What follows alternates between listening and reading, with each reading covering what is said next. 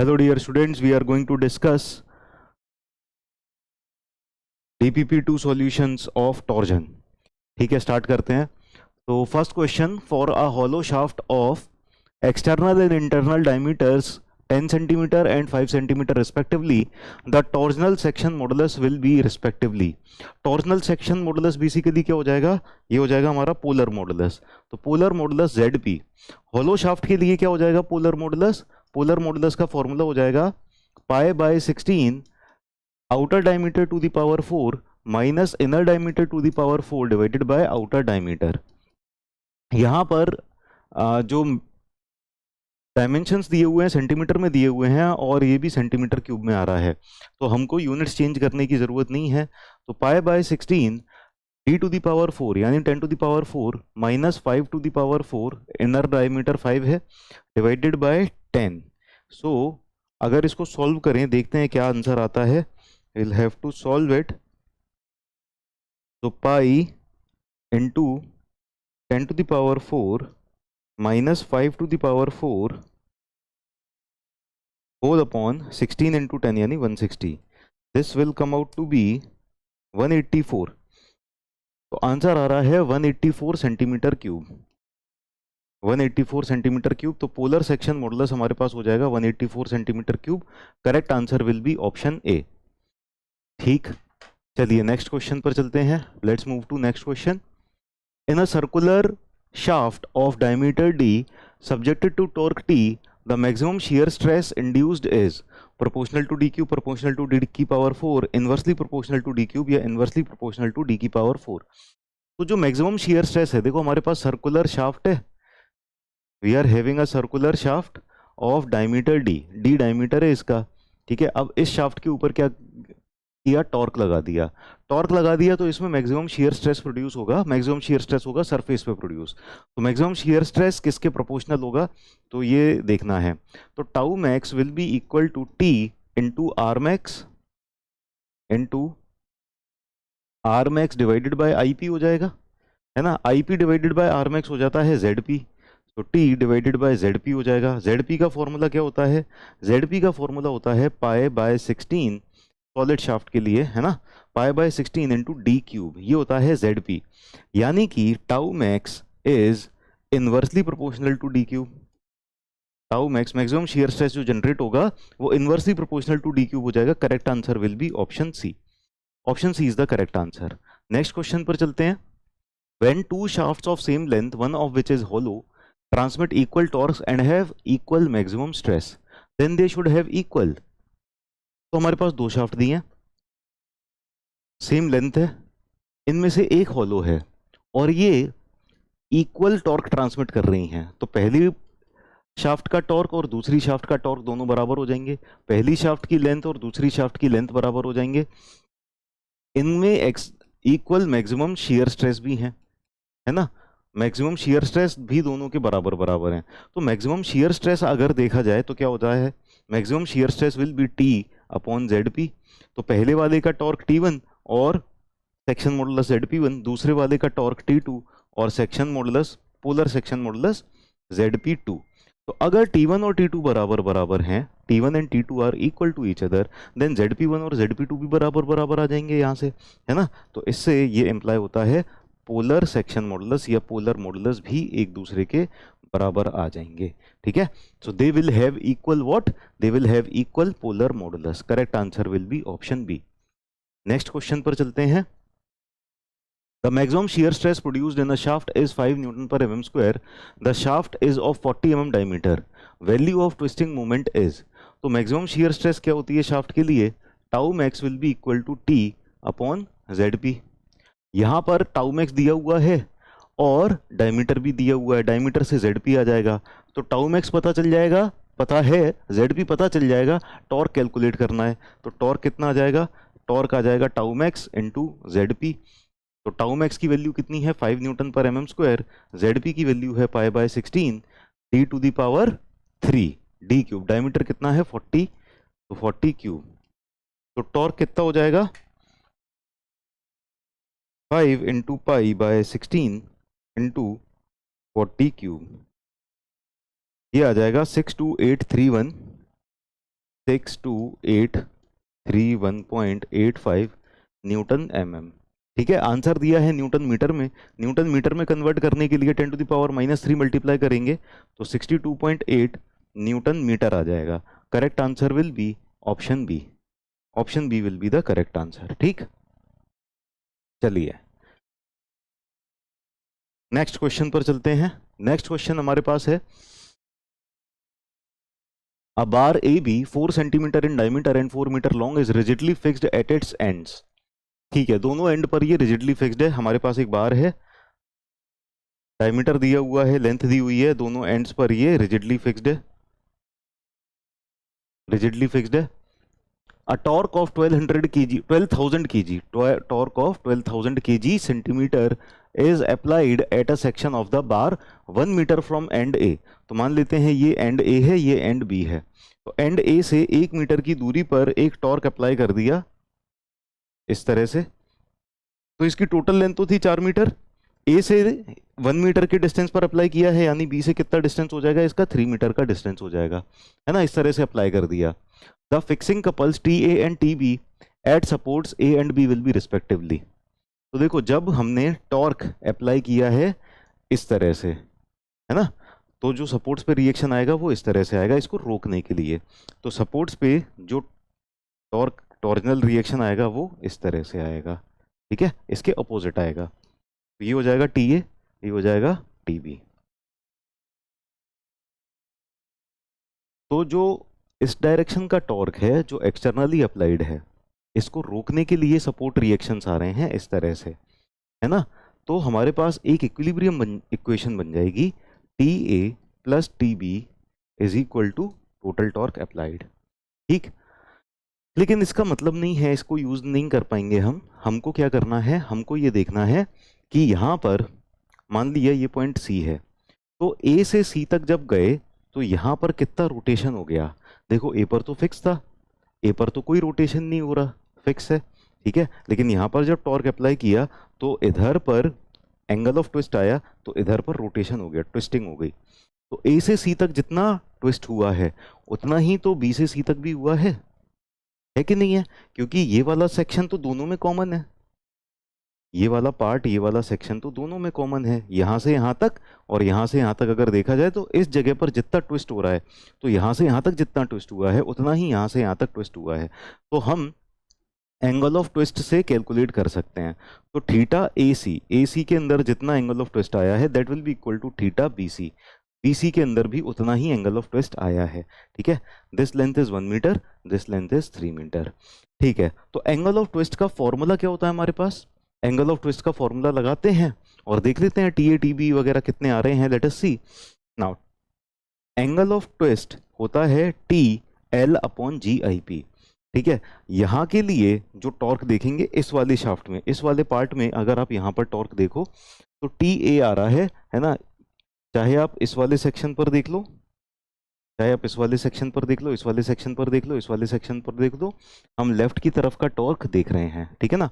और जब हम इस वाली शाफ्ट में देखेंगे तब हम यहाँ से देख लेंगे, ठीक है, तभी TA और TB के बीच में रिलेशनशिप मिल पाएगा। तो टॉर्क देख लेते हैं यहाँ पर, TA L AC, length AC, ठीक है, डिवाइडेड बाय G। देखो ये जो रॉड है ये रॉड सेम मटेरियल की है, यानी इसका G सेम होगा, डायमीटर भी चेंज नहीं हो रहा है, डायमीटर भी चेंज नहीं हो रहा है, यानी IP भी चेंज नहीं होगा। तो G और IP दोनों पार्ट के लिए सेम रहेंगे। अब थीटा BC देखें तो थीटा BC में यहाँ पर क्या हो जाएगा, टॉर्क कितना एक्ट कर रहा है इस वाले पार्ट में, इसमें टॉर्क एक्ट कर रहा है TB। लेंथ कितनी है, लेंथ CB लिख देते हैं इसको, या BC लिख देते हैं, लेंथ BC अपॉन GIP। अब दोनों सेम होने की वजह से GIP आपस में कैंसिल आउट हो जाएंगे, ठीक है। तो टॉर्क A और torque B, TA upon TB का रेशियो जो आ जाएगा वो LAC और LBC का रेशियो आ जाएगा, यानी इनकी लेंथ का रेशियो आ जाएगा। तो यहाँ से हमको मिल जाएगा क्या, TA अपॉन TB या फिर TA इंटू ये वाली लेंथ कितनी थी 1 metre, TA into 1 is equal to TB into length कितनी थी ये BC 3 थी। तो torque at A torque at B का 3 गुना आ गया, 3 टाइम्स ऑफ टॉर्क B, ठीक है, यहाँ पर ये आ गया। अब ना ये वाली इक्वेशन यूज कर सकते हैं, ठीक है। T A plus T B is equal to, जो टॉर्क अप्लाइड था वो 12,000 केजी सेंटीमीटर था, ठीक है। यहाँ पर टी ए की वैल्यू रख देते हैं, या फिर आप ना इतना आ गया ना तो इससे भी आप कैलकुलेट कर सकते हो। टी ए टी बी का 3 गुना है, ऑप्शन से देख सकते हो।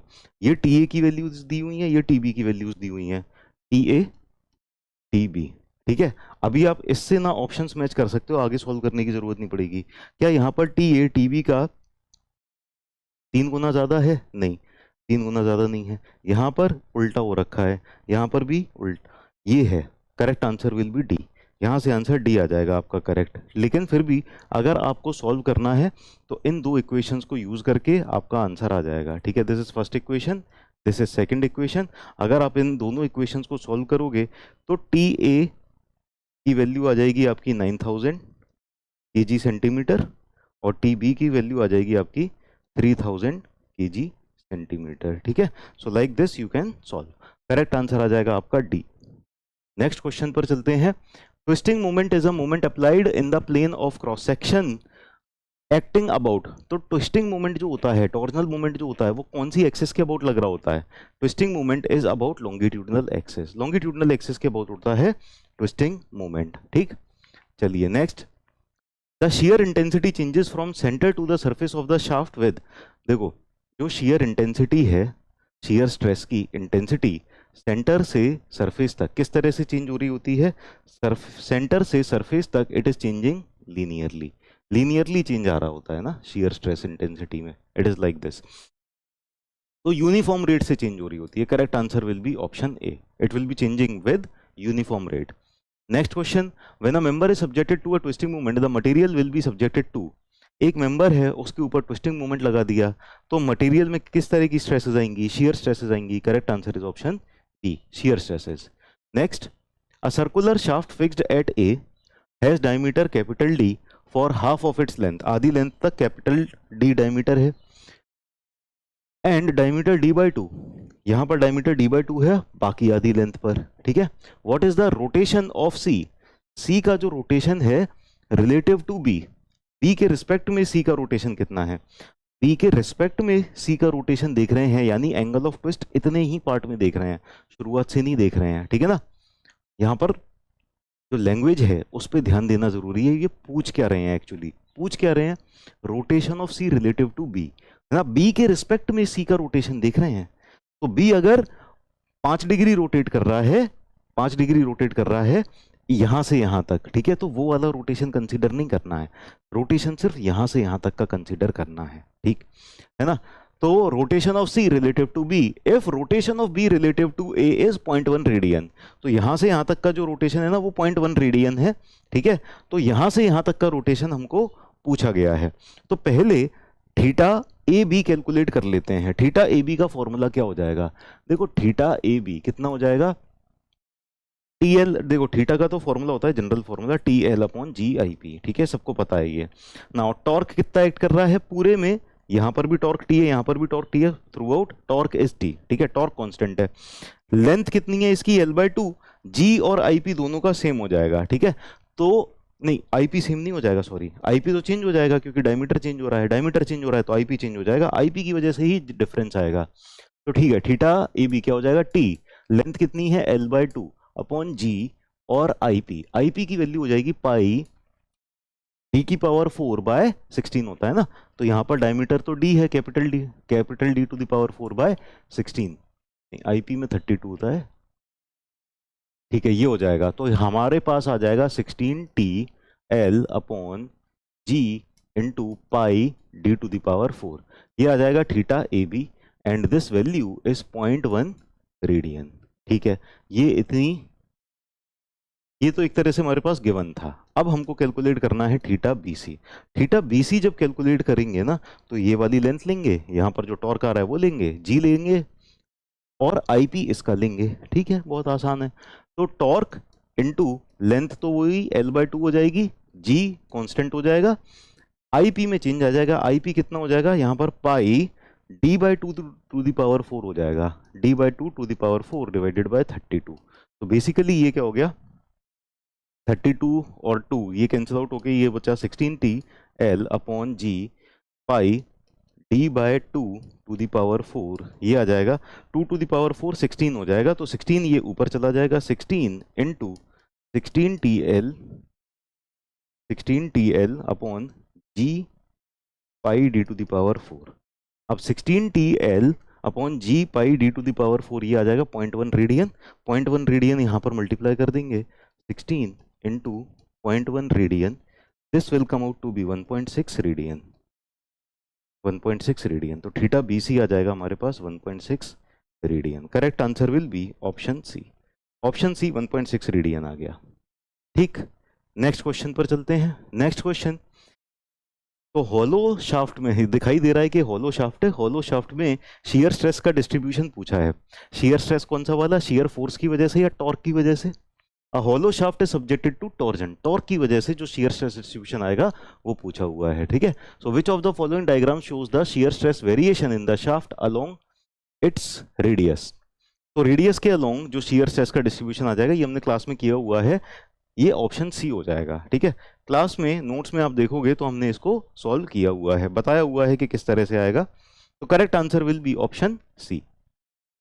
ठीक, next, a shaft of diameter d is subjected to twisting moment T and a bending moment M. If the maximum bending stress is equal to maximum shear stress developed, then M is equal to, देखो अब यहाँ पर जो maximum bending stress आएगा, maximum bending stress किसकी वजह से आएगा? maximum bending stress आएगा bending moment की वजह से, और maximum shear stress किसकी वजह से आएगा? twisting moment की वजह से। maximum bending stress जो आएगा, maximum bending stress sigma max, ठीक है, क्वेश्चन में दिया है कि इसकी वैल्यू मैक्सिमम शियर स्ट्रेस के बराबर है, तो जो सिग्मा मैक्स आ रहा है ये आ रहा है बेंडिंग मोमेंट की वजह से, ये कितना हो जाएगा? Bending moment divided bye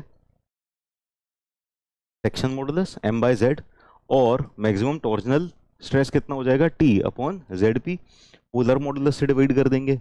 now section modulus कितना होता है? सेक्शन मॉडुलस होता है पाई डी क्यूब बाय 32, ठीक है, और ये कितना होता है? ये होता है पाई डी क्यूब बाय 16।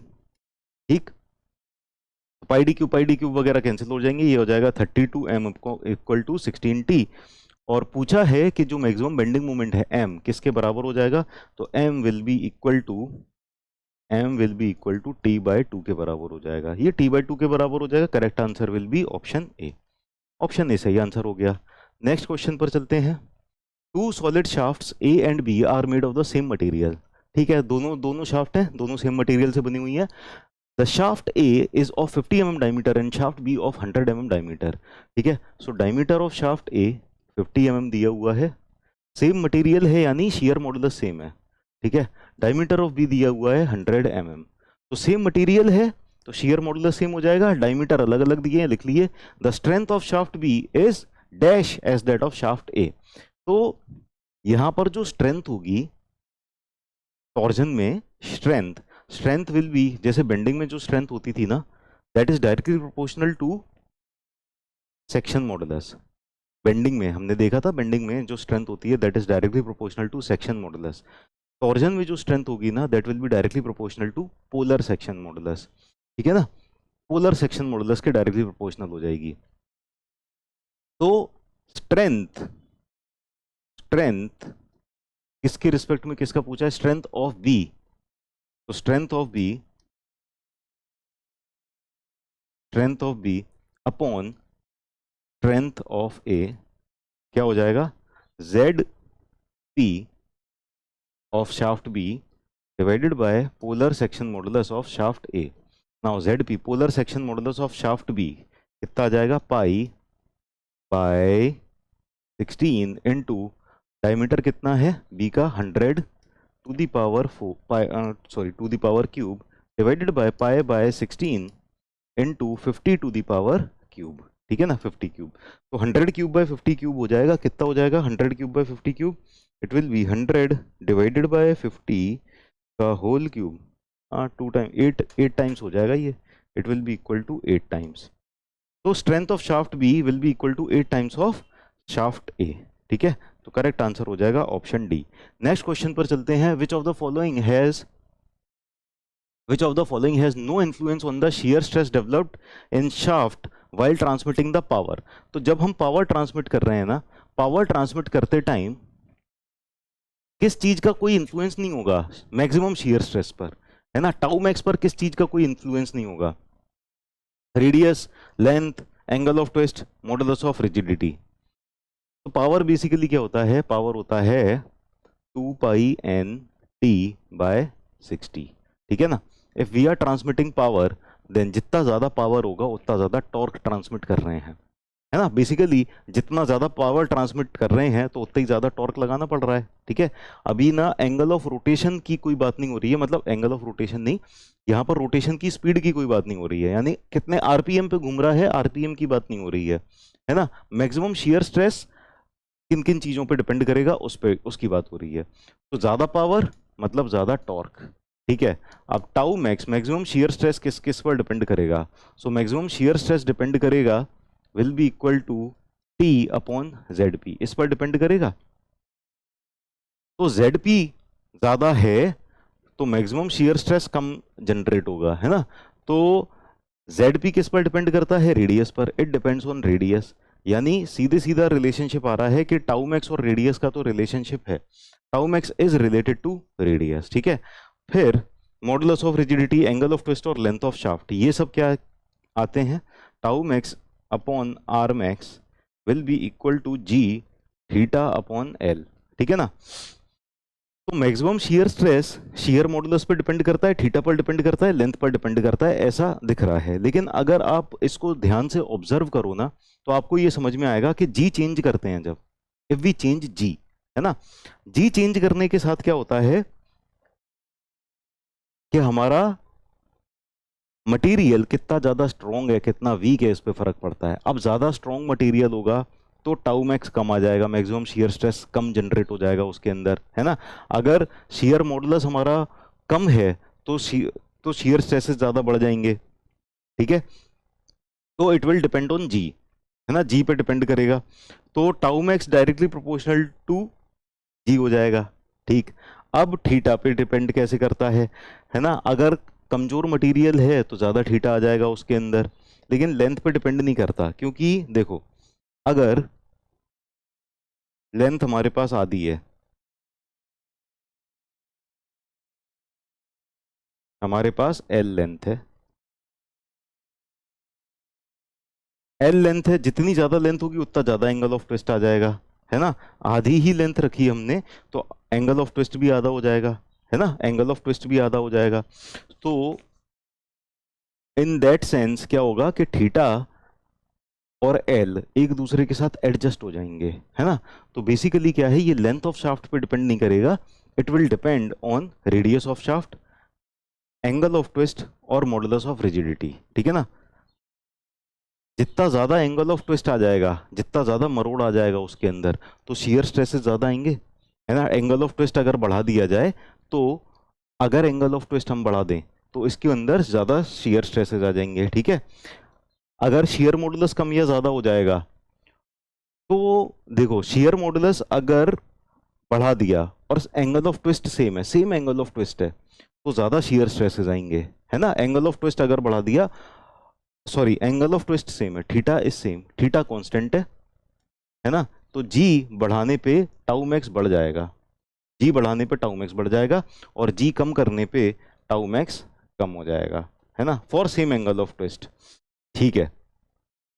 तो जी पर डिपेंड कर रहा है, लेंथ पर इसलिए डिपेंड नहीं कर रहा क्योंकि लेंथ अगर मैं बड़ी ले लूंगा तो उस हिसाब से थीटा की वैल्यू एडजस्ट हो जाती है, तो लेंथ का इफेक्ट को न्यूट्रलाइज कर देता है वो, है ना। तो इसीलिए जो लेंथ है लेंथ पर डिपेंड नहीं करता, बाकी हमारा ये इसके ऊपर डिपेंड करता है, बाकी तीनों चीजों के ऊपर डिपेंड कर जाएगा।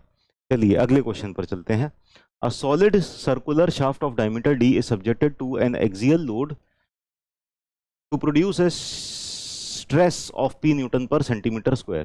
तो हमारे पास एक शाफ्ट है डी डायमीटर की, इसके ऊपर एक्सियल लोड लगा दिया, एक्सियल लोड लगाने की वजह से क्या हो रहा है, स्ट्रेस आ रही है। स्ट्रेस कितनी आ रही है, stress is coming out to B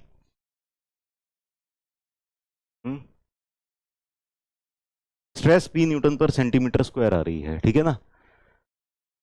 okay अगला, if the same axial load, तो मान लो यहां पर लोड लगाया था पी, है ना, और सेम एक्सियल लोड दोबारा लगाया हमने, same axial load is applied to a hollow circular shaft of external diameter D. अब होलो शाफ्ट हो गई है और एक्सटर्नल डायमीटर इसका कैपिटल डी है, एक्सटर्नल डायमीटर कैपिटल डी है और इंटरनल डायमीटर है डी बाई टू। ठीक,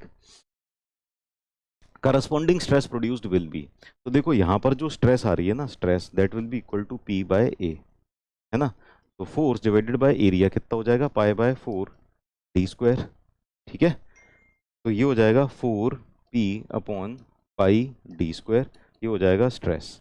ये पहले पार्ट में स्ट्रेस प्रोड्यूस हो रहा है यानी P, बेसिकली P दिया हुआ है ना यहाँ पर, स्ट्रेस कितना है, यहाँ पर जो स्ट्रेस प्रोड्यूस होगा ये भी P बाय ए होगा, लेकिन यहाँ पर एरिया कैलकुलेट करना पड़ेगा, तो एरिया कैलकुलेट कर लेंगे, P divided by π/4, external diameter है D, so d² minus internal diameter है d/2 का स्क्वायर। ठीक है, तो ये हो जाएगा 4p/π,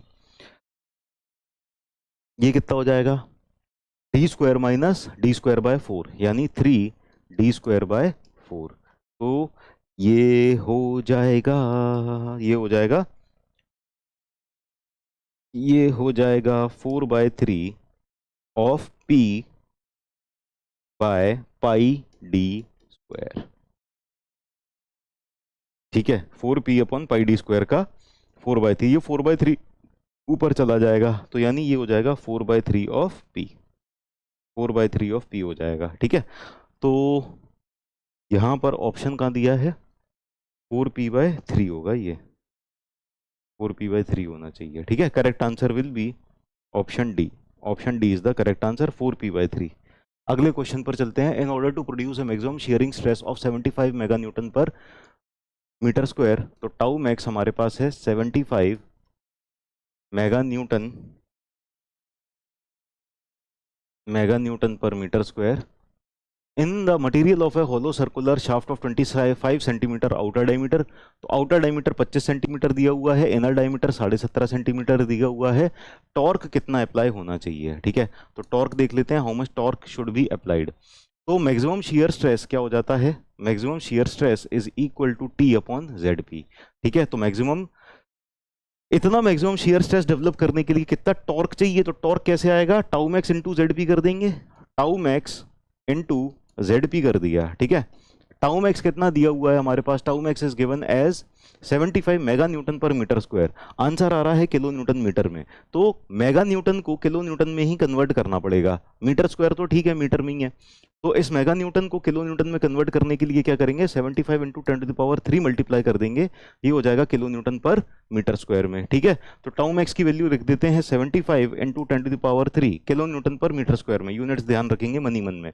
ZP कितना हो जाएगा, होलो शाफ्ट है, होलो शाफ्ट के लिए ZP हो जाएगा π/16 capital D to the power 4 outer diameter to the power 4 minus inner diameter to the power 4 whole upon outer diameter. ठीक है ना, तो ये हो जाएगा सेंटीमीटर मीटर। ठीक है, तो इस सेंटीमीटर को मीटर में कन्वर्ट करना पड़ेगा, ये 0.25 मीटर हो जाएगा, ये 0.175 मीटर हो जाएगा, तो 0.25 to the power 4 minus 0.175 to the power 4 divided by 0.25। ठीक है, तो यहाँ पर जो डायमीटर था ना, डायमीटर को हमने सेंटीमीटर से मीटर में कन्वर्ट कर दिया, इसको इनर डायमीटर को भी सेंटीमीटर से मीटर में कन्वर्ट कर दिया, क्योंकि ऑप्शंस में यूनिट देख लिए थे, उन यूनिट के हिसाब से कन्वर्ट करके लिखेंगे।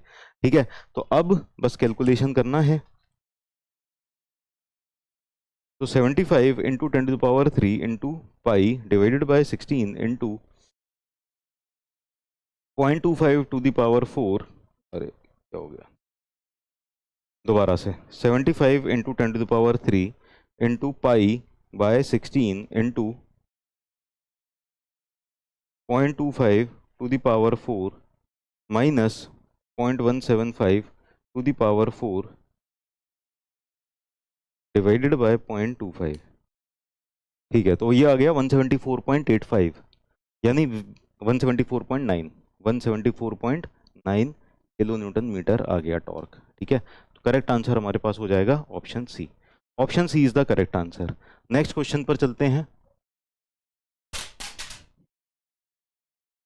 ए क्रॉस सेक्शनल एरिया दिया हुआ है, ई यंग्स मॉडुलस दिया हुआ है, जी मॉडुलस ऑफ रिजिडिटी दिया हुआ है, आई मोमेंट ऑफ इनर्शिया और जे पोलर मोमेंट ऑफ इनर्शिया, ये सारी चीजें दी हुई हैं। पूछा क्या है? पूछा है कहाँ? कुछ पूछा ही नहीं है।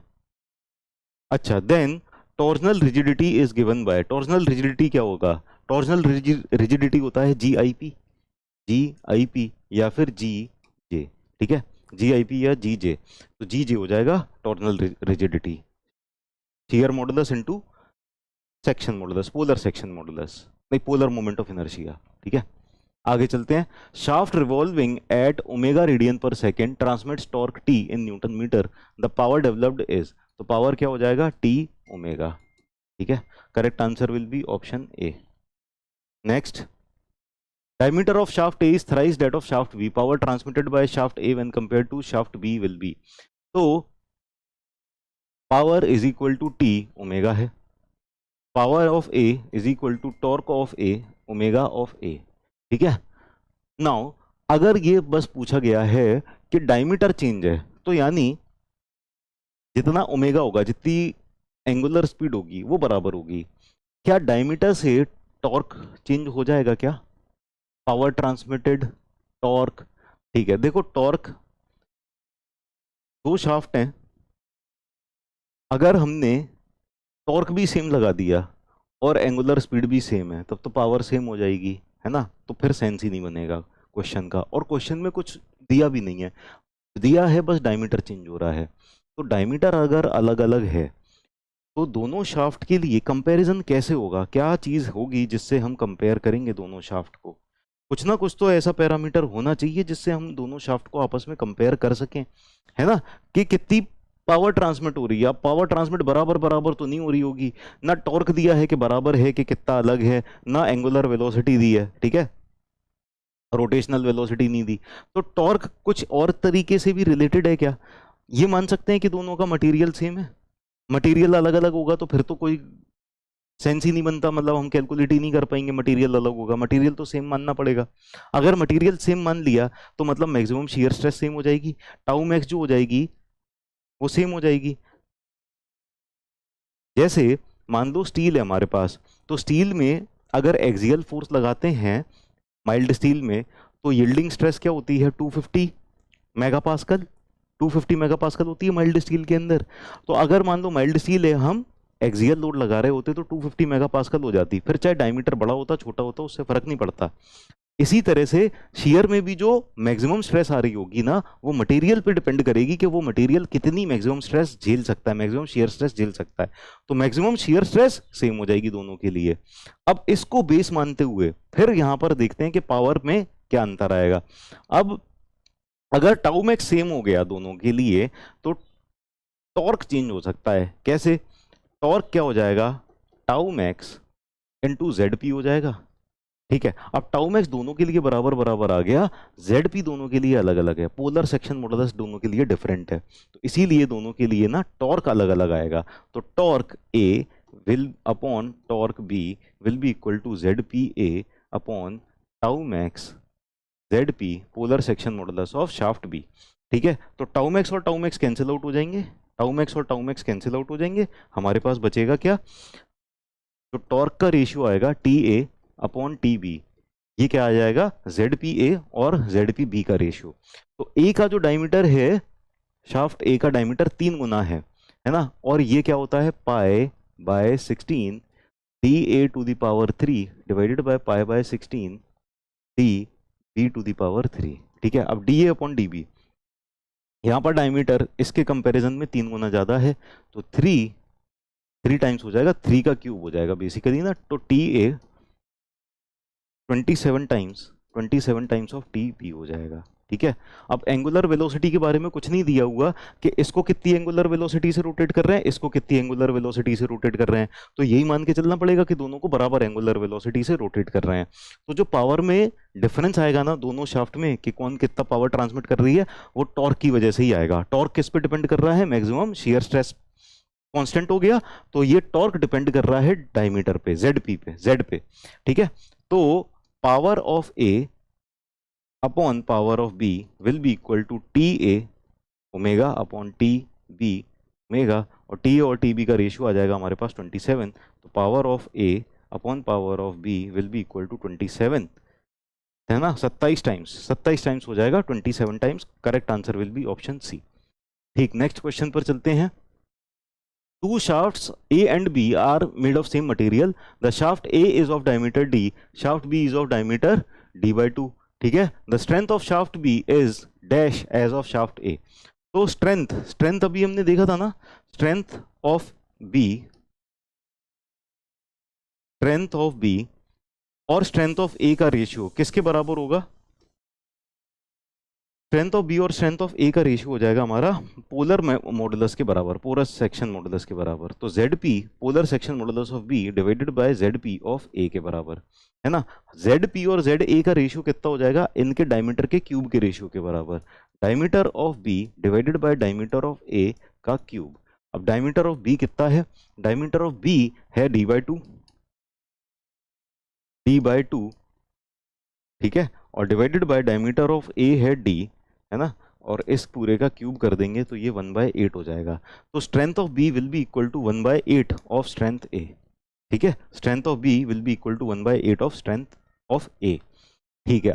यानी डायमीटर आधा कर देने से स्ट्रेंथ क्या हो जाती है? टॉर्जन में स्ट्रेंथ हो जाएगी 1/8। Now next, a plane section before twisting will remain plane after twisting if the cross section is circular cross section के लिए plane section before twisting remains plane after twisting.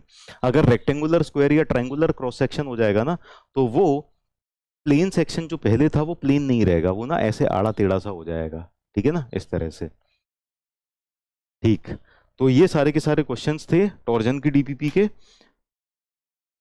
तो जितने भी टाइप के questions बनते थे वो ऑलमोस्ट हमने सारे डिस्कस कर लिए हैं। इसके बाहर बहुत ही कम चांस है कि इनके अलावा कोई क्वेश्चन टॉर्जन से पूछे जाएं। ठीक, तो आज का सेशन यहीं ख़त्म करते हैं, अगले सेशन में मिलते हैं। Bye bye.